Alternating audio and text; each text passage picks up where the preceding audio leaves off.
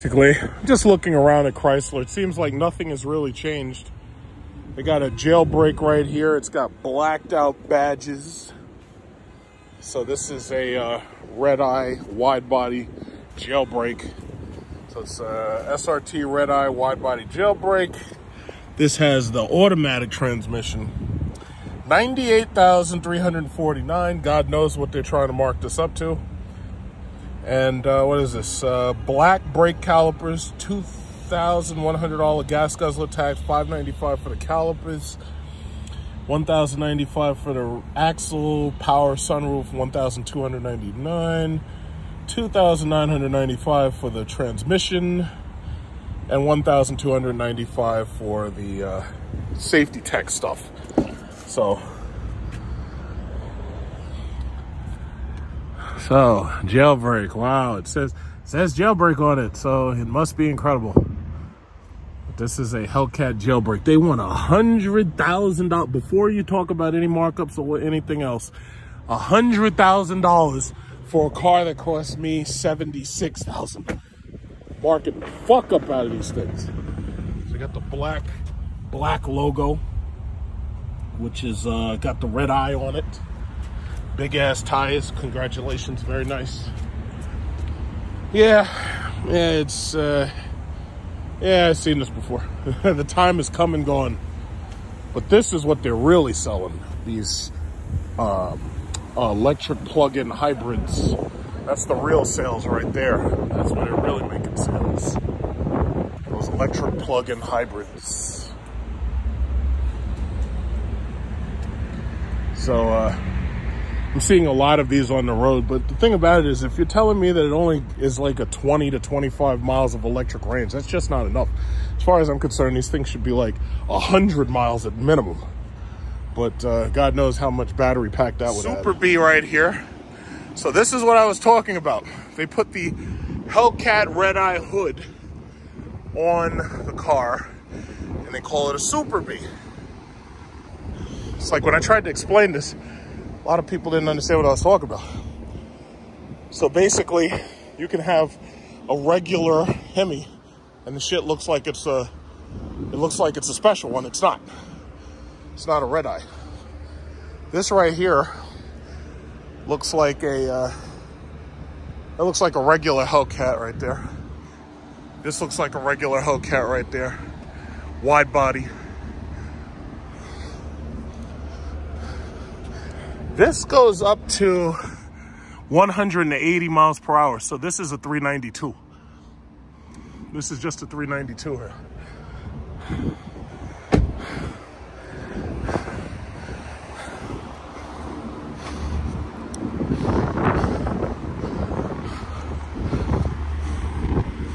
A couple of regulars.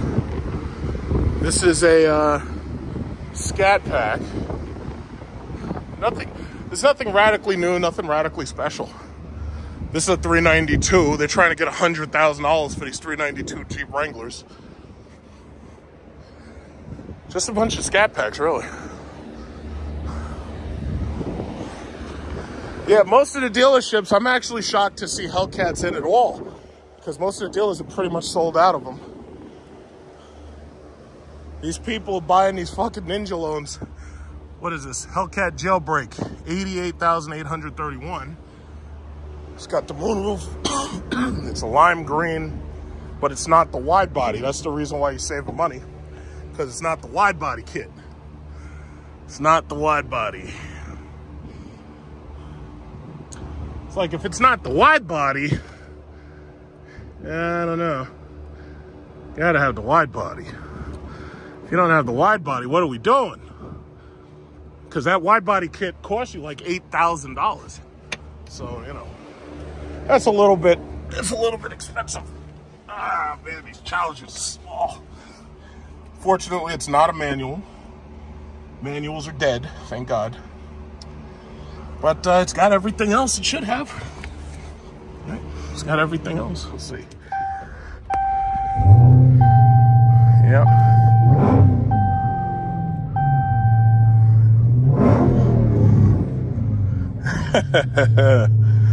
Yeah, you never get tired of that shit.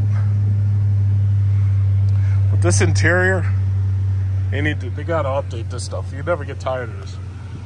But they need a new interior in these things. It's a little Dodge Hornet right here. A little Dodge Hornet. She must be, or whoever that is, must be test driving that thing. I haven't really seen too many of those on the road. Yeah, it's probably a test drive.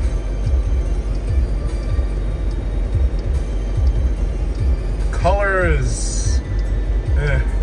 But bottom line is that's not what we asked for. You know, so it's going to be really hard for them to. You're going to have to make something bigger. Those cars are. Oh, that's the guy working for the dealer. So, yeah. It's not what we asked for. Sorry. W is doing a summer sale event on the iX. I just wanted to see what the trim level of the iX is that you get, because I think it was like $800 a month or something. I was just wondering, just wanted to look. I see there's an XM back there. I did a nice test drive video on that with the XM party. So, see what they have. Oh, there's the i7 there, or a 7 Series. To say, I really do like the new 7 Series. This one doesn't have the TV in it. As you remember, I made a video when they first brought the i7 here. But this one does not have that big screen TV. In my opinion, without that big screen TV, I almost see no point in upgrading.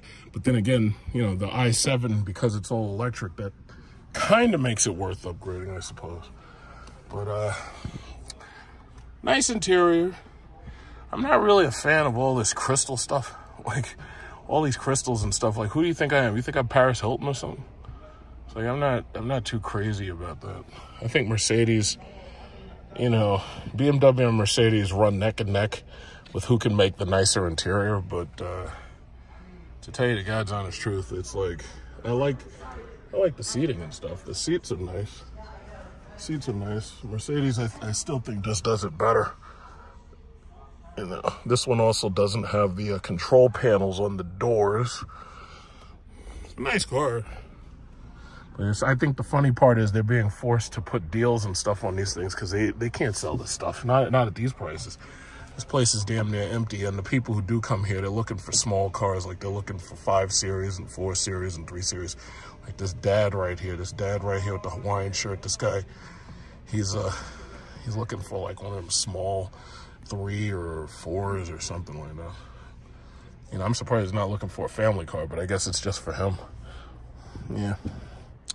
There's not much is that really a whole lot in here to like really get excited about. I mean, it's nice. Absolutely, it's nice. It's just that, me personally, I'd prefer the i7, and I'd want it with that big ass television in it. I'd have to have the TV. I push the unlock button, or I touch the unlock thing, and everything in here basically came on. So I don't know if there's another power button, but I played with this enough already. I looked at it. I mean, it's nice. I really like the way Mercedes does theirs differently, but I think it's like a left to taste thing. I mean, this is nice. I just think Mercedes just does it so much better. Mercedes makes the inside of their car look like a goddamn nightclub. This is nice, but it's like, I like the seats. I like the material. The material's nice. Yeah. I really wanted to look at the iX, but I'm pretty sure they have one of those laying around somewhere. So, oh yeah, they got like a push button thing here. Oh, it turns white. Look at that. The whole thing flexes white. I forgot all about that. That's cool. Yeah. So they're putting an M6 in here or something. M60i. Let me step right over here. Oh no, he's leaving it there. Oh.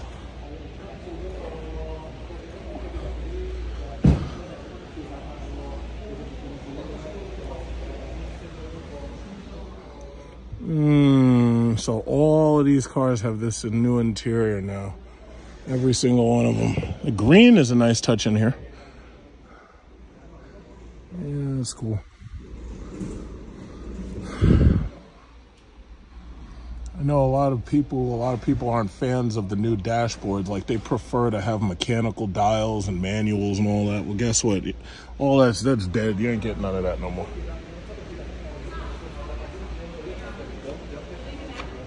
These XMs. I had made videos about this car. I took my mom and a friend to test drive the iX. And the funny thing about it is, I think the iX is actually a pretty good electric car as far as size goes. The only thing about it is it's shitty high price. Like, they're trying to sell these things for like fucking $100,000, right? But see, now they're being forced to do this sales event for the iX during the summer because they're desperately trying to sell these cars. But because these things aren't manufactured in America, they don't qualify for the $7,500 tax credit. The one thing I gotta say is that these are more spacious than the Cadillac Lyriq because they have a higher roof line. I don't know what it is with these fucking car companies where they feel that just because they make a car, they have to fucking coupify the roof line. That's just stupid. And every time they do that, they end up making the car smaller and then it gets bad reviews. It's like so dumb. So dumb. And I mean, this isn't terribly ugly. I'm not a fan of the front grille on this thing. It's not ugly. It's just, you know, it's like unassuming. It's nice. It's relatively unassuming, you know. It's a nice car though.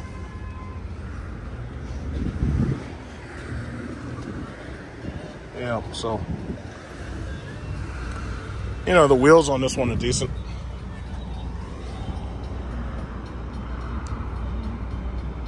Yeah, it is what it is. But I already did a test drive video and everything on this one. I'm not interested in their gas cars at all. The X3, the X5, they can keep them. Not interested in that stuff at all. And that XM, good luck selling that shit at $160,000 a pop, right? Good luck. Good luck. It'd make more sense to just buy an X7. But yeah, I'm sure they know what they're doing. This guy got a bright, shiny, black, wide body Hellcat right here.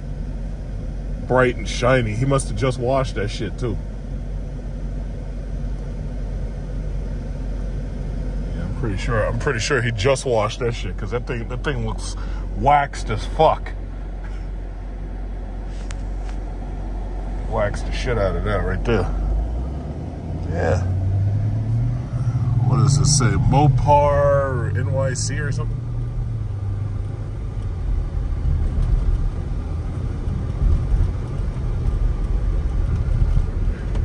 Bright and shiny.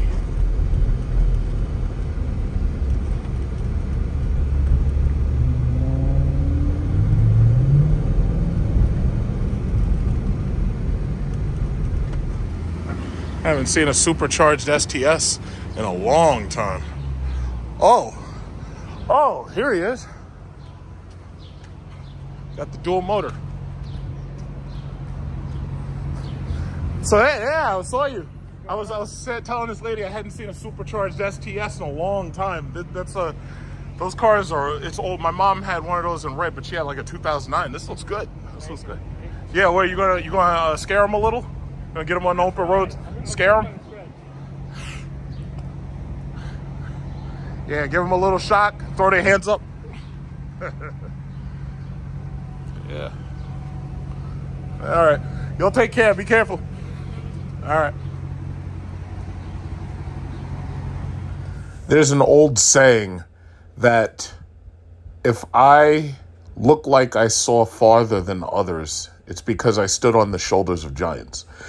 How long have you heard me ranting and raving that your electric car was first, your gas stove was next, and then after that, they were going to keep coming. They're going to come take your... what did I say? I said it in the last video. I said it in the last couple of videos. I was standing next to the gas station. I said it before. I've said it how many times? They're going to come take your water boiler. They're going to come take your gas dryer. They're going to come get it all. Whatever you got, coal-fired, pepperoni pizza oven, whatever it is you got, they're coming for it. What did I say? So anyway, American military news, this is where I get part of my news information from. And they're not the ones that came up with this idea. Actually, it was me. It's just that I said it a long time ago. When I first heard of these assholes coming to take your stove, it was only a logical consequence that they were going to keep coming for everything else that was gas powered. They won't admit that they lost this war with Russia.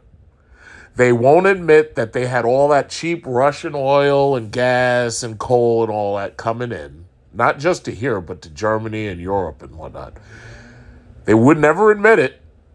They just cut it off, and now they're trying to race to get you off of gas and other fossil fuels as quickly as possible.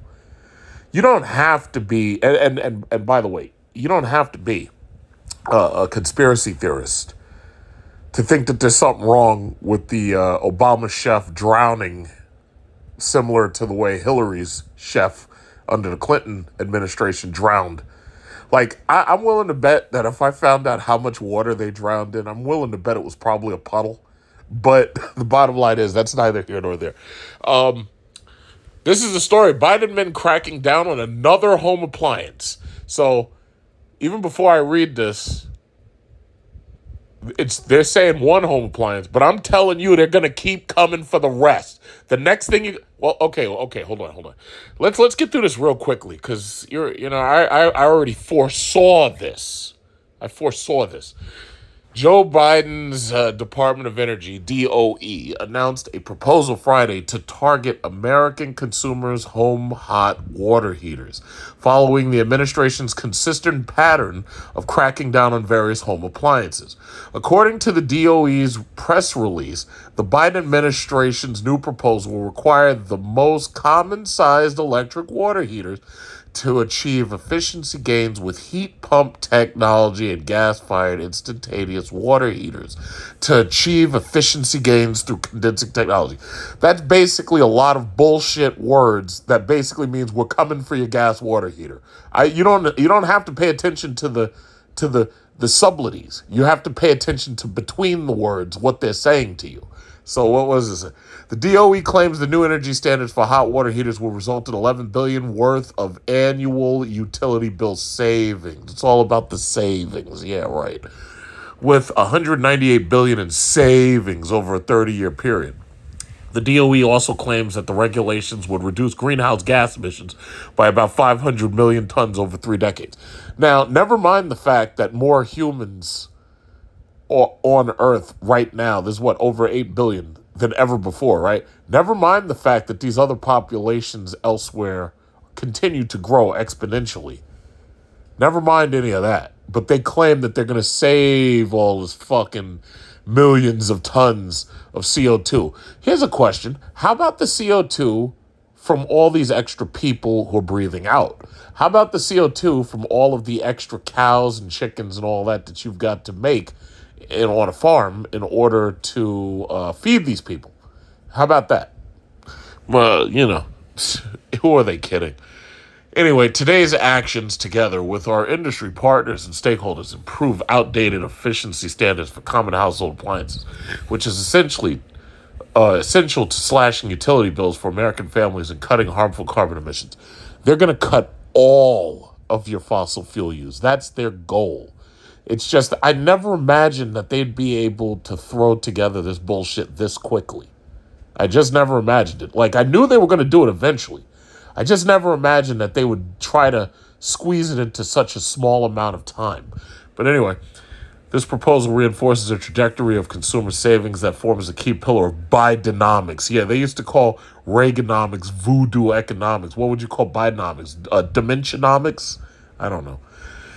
And builds on the unprecedented actions already taken by this administration to lower energy costs for working families. Yeah. Although the DOE claims the administration's proposed water heater standards would accelerate deployment of water heaters with electric heat pumps, critics told Fox News that the proposal would eliminate cheaper gas heater alternatives.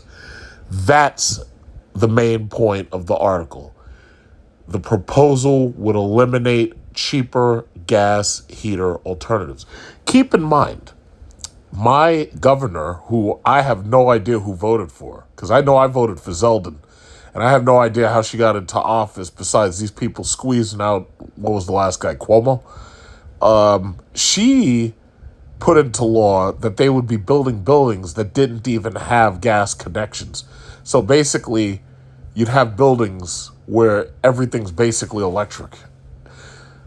Anyway, according to Fox News, gas-fired water heaters cost less for consumers to install due to the significantly smaller and cheaper design of the appliances, obviously.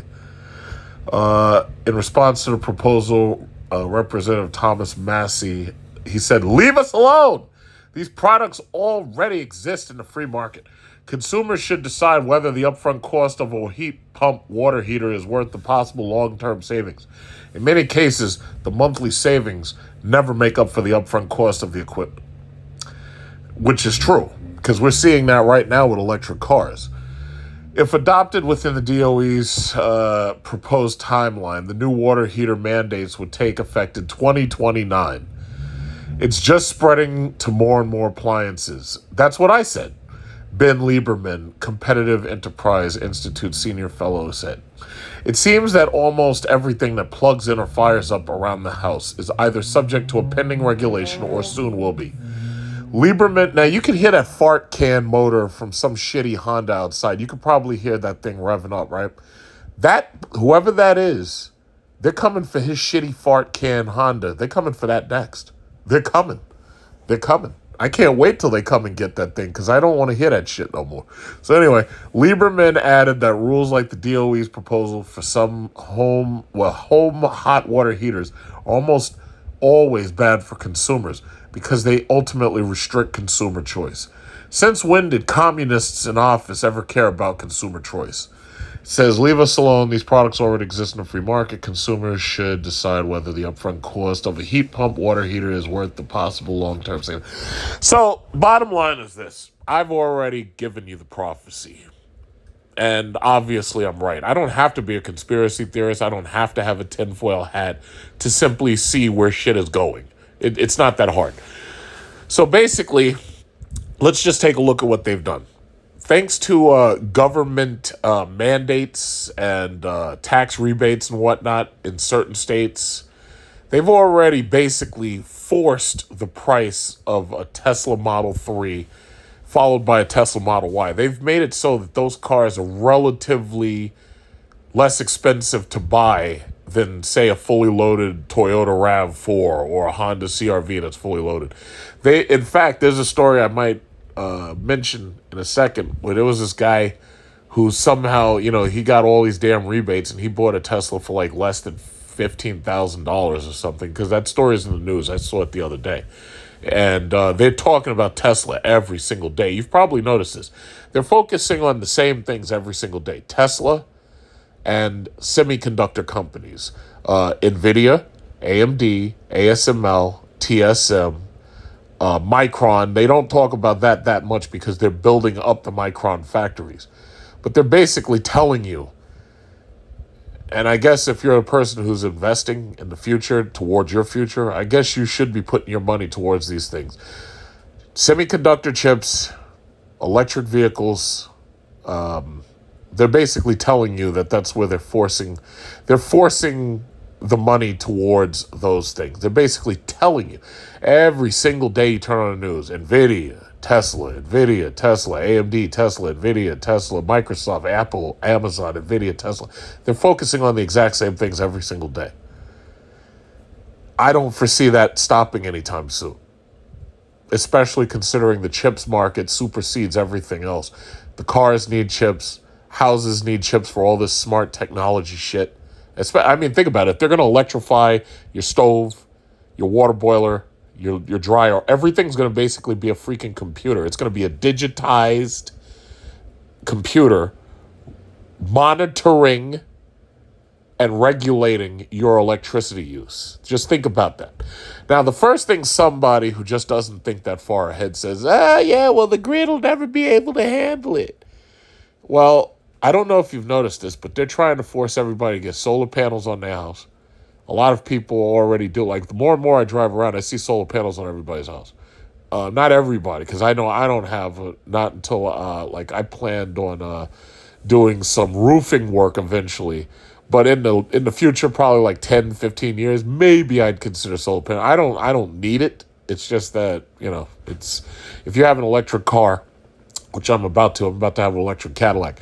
If you have an electric car and you have solar panels and you have, say, like a Tesla Powerwall, it's like if you're storing electricity while you're not using it, while you're, like, for instance, you go to work every day and you're storing electricity and you're using those batteries that are on the side of your house to power your car. Yeah, I mean, that could work. I mean, you could literally be off the grid if you had enough of that. But the problem is, how much do you have to pay up front? How much does it cost to maintain this shit over 30 or 40 years? That's the question. Because you could see yourself in a position where every 20 to 30 years, you might have to replace a lot of that equipment. But that's neither here nor there. They're literally telling you, they're coming for all of your gas equipment. Now, for those of you who are like, oh, but I'm going to hold on to my gas-powered car. I'm going to keep my gas-powered car. Let me tell you something. The government always has the exact same ways of dealing with you. What they do is they tax the shit out of you.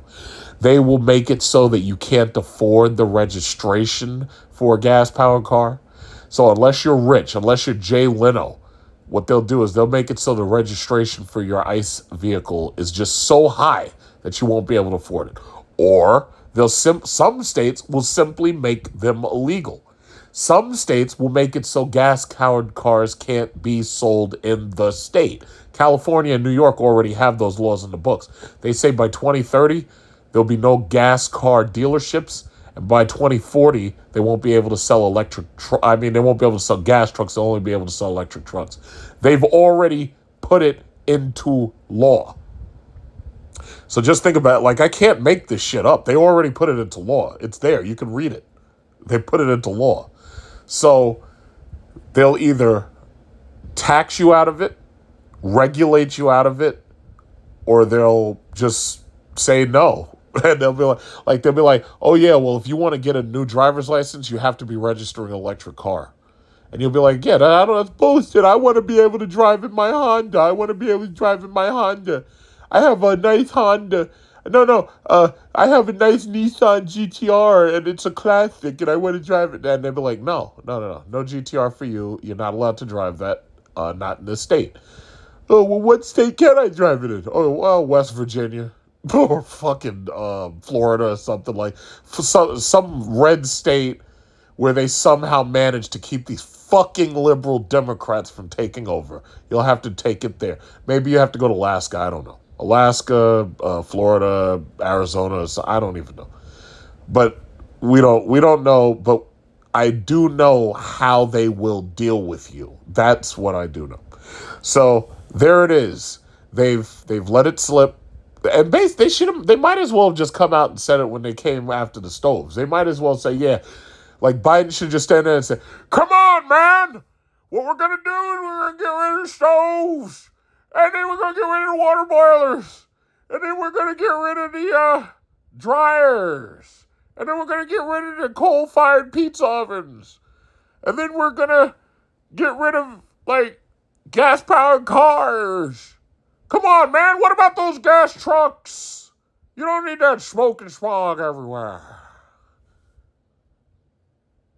These people are so pathetic that they're predictable. I think that's the worst thing about them. They're so predictable. But I don't know. Maybe it's just me because I play a lot of chess. I don't know. But bottom line is, this is it. It's like your gas stove, your gas car, your gas water boiler. They're coming for all of it. And there's like really not much you can do about it.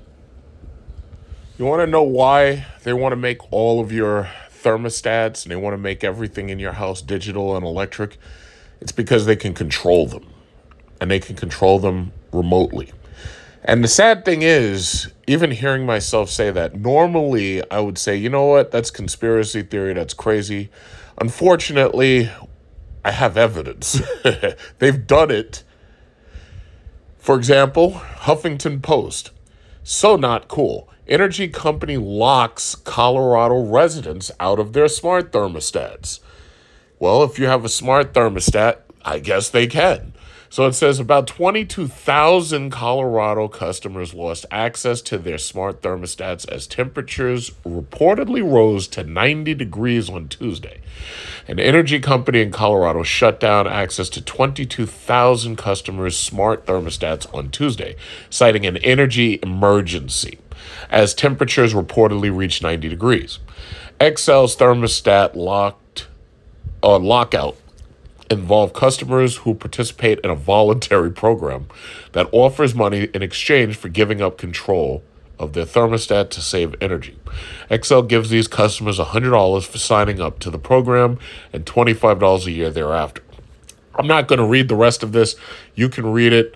You can listen to the video because I don't want to get any copyright flags and this, that, and other. So this is just one example.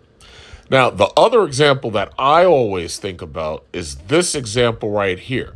Are smart thermostats being remotely adjusted by Texas power companies? July 2022. Are smart thermostats being remotely adjusted by Texas power companies?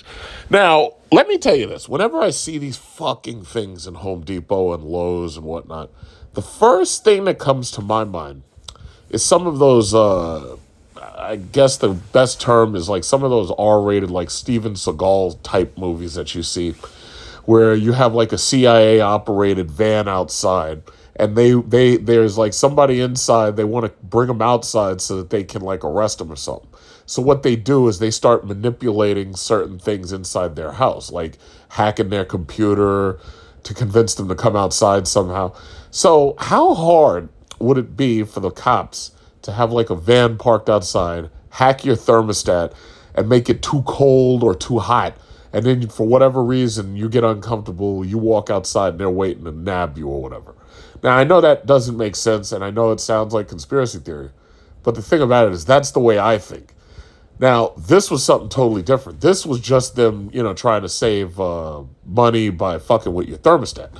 But the mere fact that they have that ability to do that tells me a couple of things. Number one, just like when they put those speakers, those Google speakers, and they were selling those pieces of shit for like $100, and then the price dropped to $50, and the price dropped to $25. It was like, do you really think that I'm going to take this CIA spy device and I'm going to put this shit in my kitchen?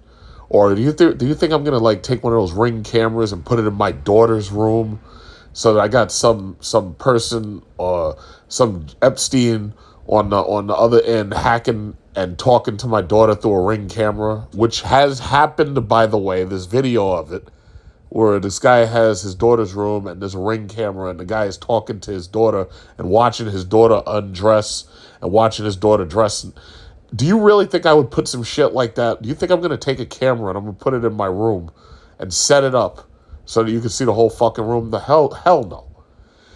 I won't even buy one of those smart TVs with a camera in it because as far as I'm concerned, why the fuck would I need that? Like, I don't need a camera. It's like, oh, well, you got hand gestures and Siri. You can talk to Siri on it. It's like, no, I'm not putting that shit in my fucking house anywhere. My house is mostly unwatched. How should I say unwatched? Like, there's no internet cameras. There's none of that shit. There's a Desert Eagle waiting for somebody to break in. There's an AR-15 waiting for somebody to break in. There's a Kimber 45 waiting for somebody to break in. There's a couple of things waiting for somebody to break in. But, oddly enough, break-ins don't happen here. There's the beware of dogs sign. If you try to break in here, you're going to get eaten. You're going to get fucking your throat ripped out. But I'm not really worried about that. All I'm saying is that there's no way in hell I would put these CIA spy devices. I refuse to call them digital monitoring. No. I'm not putting these CIA spy devices in my house. I'm not doing it. There's also, believe it or not, right now, the Australian government, and this was something I heard on Electric Viking, the Australian government was saying that they were worried about solar panels because it's possible that the Chinese could spy on them. Australian government, Chinese solar panels. So the Australian government is actually worried that the Chinese could spy or be able to hack their solar panels. And Electric Viking immediately dismissed it as, oh, it's ridiculous, it's poppycock. Electric Viking is one of these YouTubers who does a lot of videos where he talks about basically electric cars. And he's talking constantly about how great solar and how great Tesla and how great Rivian, how great they're doing, right? The Australian government was saying a couple of things. Number one, they were worried that China's solar dominance a risk for their renewable energy supply. He was saying that, you know, buying a lot of Chinese technology could put them in a national security risk. To which I would reply, you have every right to think that.